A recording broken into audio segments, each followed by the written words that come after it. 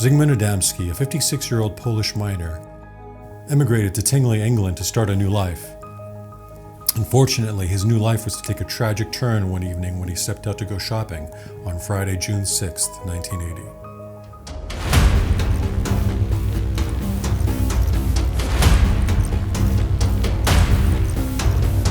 Zigmund Adamski was a devoted family man. His wife's health had been deteriorating. She was confined to a wheelchair. He was a devoted husband.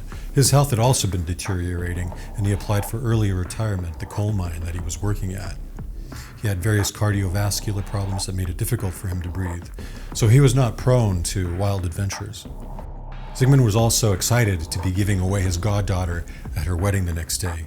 So when he stepped out at 3:30 p.m., he grabbed his keys, went out the door, greeted a neighbor washing his car, and that was the last anyone was to see him alive.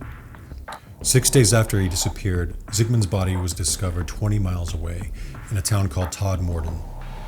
He was found in a coal yard on top of a 10-foot-high pile of coal by a local coal merchant's son who had been there earlier that morning and swore that the body was not there. He'd been found lying on his back, facing up to the sky, staring into the sky. The strange thing is, it would have been difficult for an older man with breathing problems to climb a slick pile of coal. It had been raining all day and the coal would have been all greasy and wet. And on top of it, he also did not have any coal particles on the front of his clothing. He would have been covered in coal particles had he tried crawling up this slippery coal pile. There were also no signs of disturbance around the coal pile, no heavy machinery, to have placed him on top or anything like that. No footprints even, other than the policeman's footprints that first approached. He was found wearing his suit, but his shirt, his wallet, and his watch were missing. It was also as if he were dressed hastily by someone who wasn't familiar with clothing. His suit jacket was misbuttoned, and his pant zipper was undone. On top of that, he had been placed on this pile of coal in broad daylight between 11 and 1 p.m., 11 a.m. and 1 p.m., and no one saw a thing. Alan Godfrey, one of the first policemen on site, noted that Ziggman had a look of terror on his face, and an autopsy afterwards discovered that he died of a heart attack, most likely due to extreme shock or fright. James Turnbull, the coroner, said it was the most mysterious case of his life. The coroner had to record an open verdict. He's still baffled by the questions surrounding the case, like what was the substance on the dead man's neck?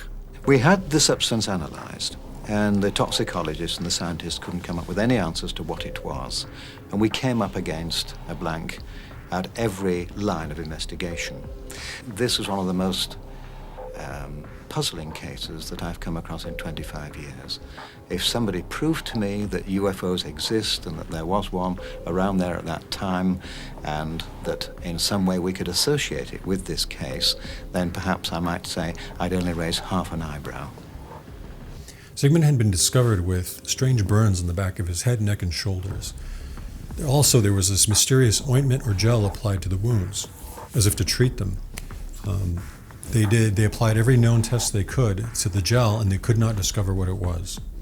Also, the police checked every local hospital, did a meticulous search in local hospitals to see if Ziggman had been treated or admitted to any of them, to no avail. Frustratingly, the case remains unsolved to this day, with little leads and no evidence. Various theories have been put forth, from alien abduction to the KGB and ball lightning. Interestingly, there were various reports of fireballs in the sky in the days after Ziggman's disappearance. Alan Godfrey, the policeman who was first on scene, was soon to have his own extraordinary experiences. About 6 months after the Zigmund Adamski case, Alan Godfrey was called one 5 a.m. morning to check on some cattle that had seemingly disappeared near Todmorden. As he was driving down the road, he thought what looked like a flipped-over double-decker bus in the ditch. As he got closer, he started to slow down to see if anyone needed any help. As he approached, he noticed it wasn't a bus at all, but a diamond-shaped craft floating 5 feet above the ground. It was completely silent. Frantically, he tried to radio his headquarters, but his radios weren't working. Keeping a cool head, he started to sketch the craft on a pad and paper. The next thing he knew, he felt a break in reality, and he was 30 feet down the road. He turned around to see the craft wasn't there. He also noted that he had been missing 30 minutes of time, and the sole of his shoe was broken with an irritated red patch on the bottom of his foot. Alan turned the car around, but the craft was gone. He drove up to the spot where the craft was and noted that the ground was completely dry.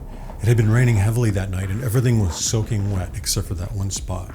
This was corroborated by 2 other police officers who came back with Alan, and they were kind of making fun of him because of his report. But when they saw the giant dry spot, it kind of gave them pause. It was not soon after that Alan, with his colleagues, had discovered the missing cattle in a locked, fenced park. There was no tracks leading in, and no way the cattle could have got in on their own. It was as if they were dropped in from above. We climbed into the park because the gates were locked and we had to climb across the river. When we got in there, I could see this herd of cows right in the middle of the rugby pitch. It had been raining all night, but there's no hoof prints belonging to them. How they got there, it just looked as though, plop, somebody dropped them there, you know? The next day, Alan's report was corroborated by 6 other police officers from neighboring jurisdictions who had seen anomalous craft that night. Alan was convinced by a friend to undergo hypnotic regression to remember what happened to him that night during the missing time, and what he discovered was utterly shocking to himself and to his colleagues. He found himself in an examination room aboard the craft, and there was a tall, human-looking alien with a beard and a skull cap and a gown, speaking to him telepathically, beckoning him to come to an examination table. Alan somehow felt at ease in the presence of this being, somehow like he knew him. Then about 8 3-foot-tall robotic-looking aliens and a dog came out and started tugging him towards the table.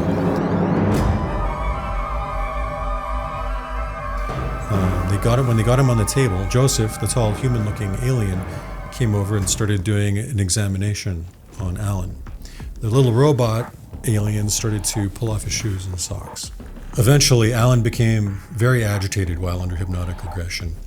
He had been hooked up to various machines monitoring his vital signs, and it was at that point that the doctors decided to pull the plug on his hypnosis and pull him out of the trance.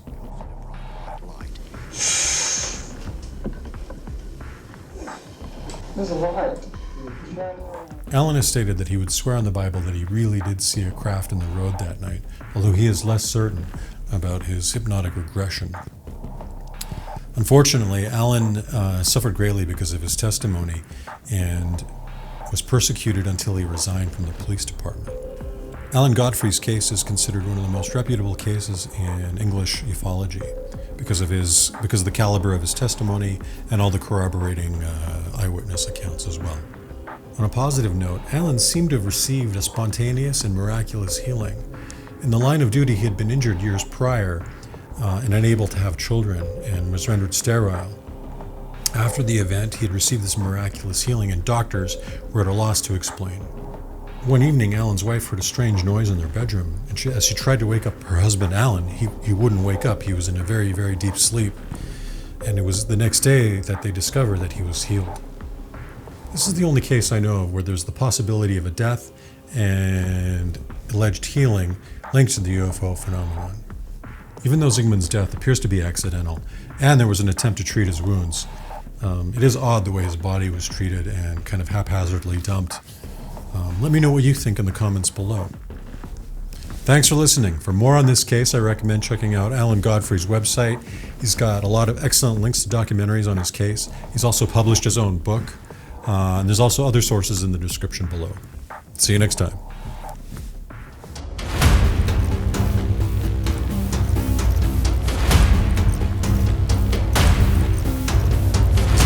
He noticed it wasn't a double-decker bus at all. To the shock of his life, he saw a craft floating above the ground 5 feet, a diamond-shaped craft of seemingly alien origin.